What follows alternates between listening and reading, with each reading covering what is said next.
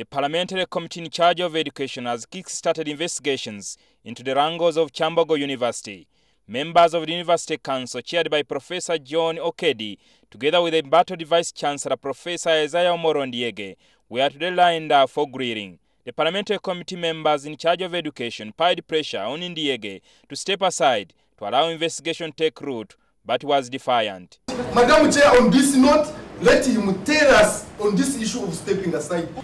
If you don't want, we take it from you that you are now trying to make Ugandans suffer for one person. I am not thinking straight. I need advice. I need to know the implications of stepping aside. And I believe it is unfair to put me here in front of all these faces to ask me to step aside. Okay. I think it's unfair. Madam Chair, mob justice is no justice at all. And I believe this parliament will not be used to legalize mob justice. And this is before the committee of parliament, and we are giving all the options, the two options, and he's adamant. Madam Chair, I think it's high time as a committee we give our stand. The University Council Chairman Professor John Okedi said Ndiege has been asked to take leave, but he's still defiant. That the VC can take his annual leave, and the Council could give him an extended leave to enable the investigation to be completed, and then at the end of that, depending on the investigation results, he comes back to his post, and he's clearly refused it. And I also want to form this committee that I am not the only one who has accumulated leave. There are people with 6 months leave in Kyambogo University. So if I'm proceeding on leave, let them also proceed on leave.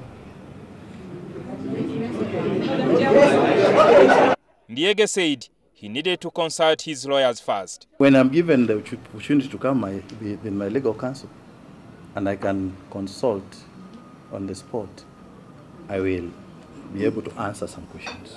The council had earlier announced that Professor Ndiege had stepped aside, but the decision was rescinded, citing legal implications. The MPs also mounted pressure to have Kyambogo reopened, but the council chairman Professor John Okedi says this can only happen at least in 2 months. We can even say it now if it was possible, but we can't. The environment is not suitable. He said the council has set up an ad hoc committee to investigate the allegations by the staff and students, but the MPs are recommending that it must be disbanded with an independent committee reconstituted. Professor Okedi chairs the committee and has been accused of being biased, favoring Professor Ndiege. As the grilling went on, council members turned guns on each other, accusing themselves of holding illegal meetings in Kabila to protect the Vice-Chancellor.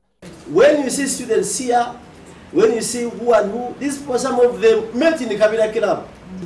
And equally therefore, I would personally, as a leader, I would say that if there are question marks being put towards the ad hoc committee, definitely we need an independent and neutral committee to come in. Yeah.